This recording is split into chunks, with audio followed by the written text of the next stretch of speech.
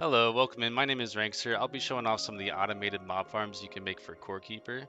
This version of automated mob farm works very well for the orange slimes, poison slimes, and the larva enemies. You'll get about 7 to 9 drops per hour with this type of automated farm, and then I'll show you a version that you can make for the infected Cavelings, which is more of a manual farm because you'll have to go in there and kill some of the tentacle mobs that don't really move around and kill themselves on the spikes, as well as the higher damage enemies don't die as easily.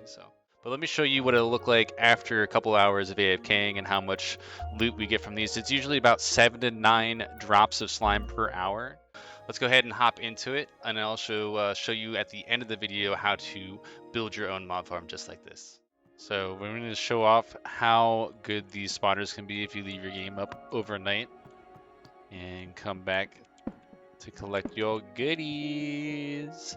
As you can see, the orange and the purple slime or poison slime spawners are working perfectly fine, as well as the larva. So many slimes. 3 of these necklaces. Holy crap. This is just a box of all the loot from these spawners that we have here. Oh, got another purple statue. No, I could probably sell all this. Alright, now as far as building one of these mob farms for yourself, you're going to go ahead and prepare an area that is going to be 15 by 12. And in that area, you will build your mob farm. And we'll go ahead and do that now in a time lapse, and then I'll come back and I'll show you how to do it block by block.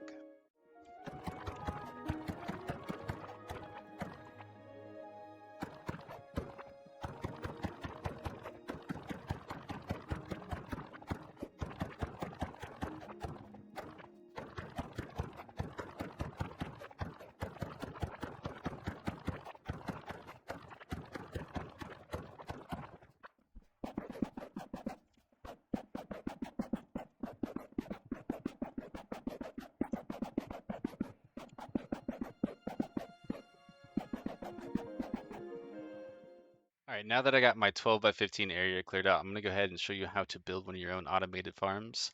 I have on my bar the items that you'll need. You'll need 43 wall pieces, a door, 12 spike traps, and 88 pieces of whatever ground material that you're going to use to spawn your enemies. It's ground slime, poison ground slime, or chrysalis for the larva.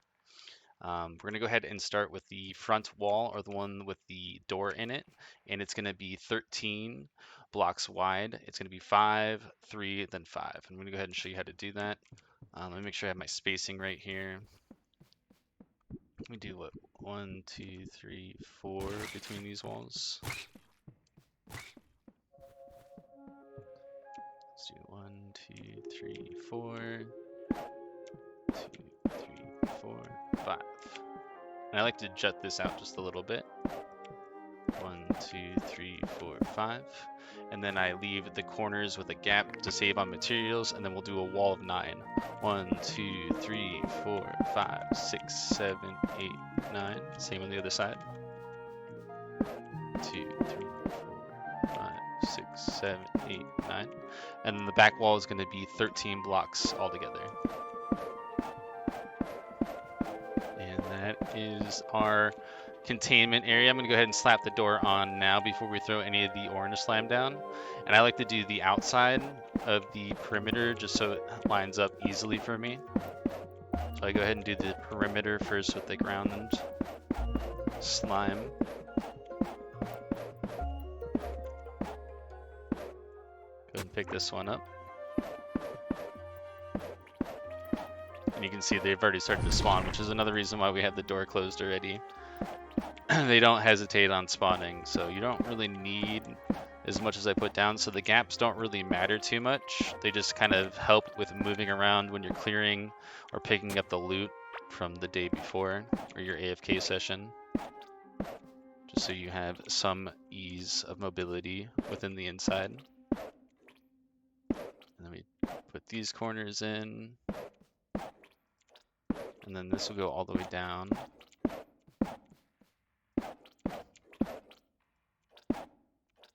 Like so. And we'll go ahead and do this side, and then we'll put the spike traps in.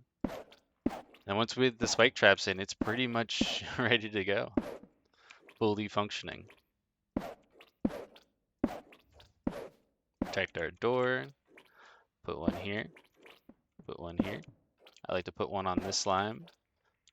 And then I get the corners as well.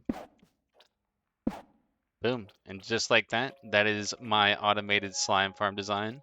And again, this type of design will give you about 7 to 9 drops per hour. So you can make multiple ones. Now I have gone through and tried to increase the efficiency by clearing orange ground slime off my map.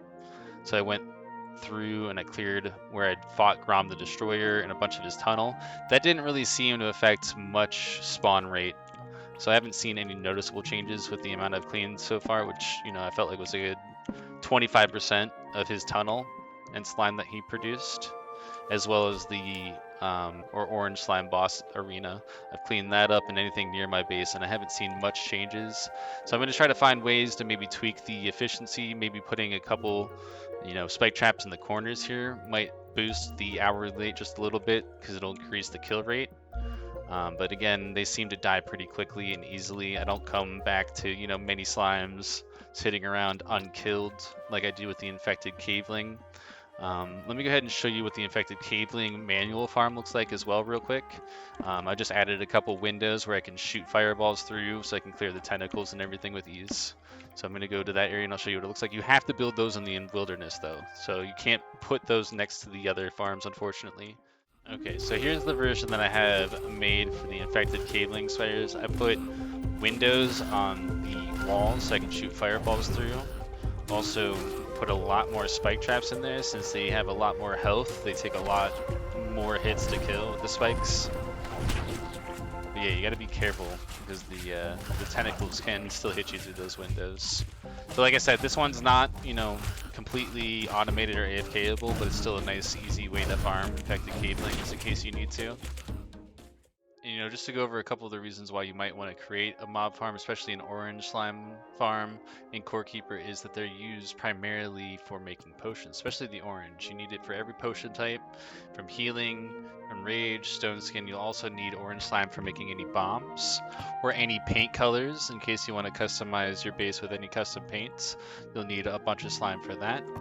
The poison slimes are used for end game potions that you'll make in the alchemist table, as far as the, you know, the keen potion, greater healing potion, guardian's potion, and all the larger bombs as well as poison aid, which helps, you know, for beating the poison slime boss themselves. And then the larva is great food for giving you critical bonus because the larva gives you critical hit chance for 2 minutes. So yeah, those are just a couple of the reasons why you'd want these type of mob farms. Thank you everyone for dropping by and checking out my version of automated mob farms for Core Keeper. If you enjoyed the video, please sure to leave a thumbs up and subscribe for the next one. I'll be putting out any updates if any mechanics change or if I find any ways to make the farms a little bit more efficient than they already are. But yeah, I hope the tutorial helped you all and good luck exploring the core.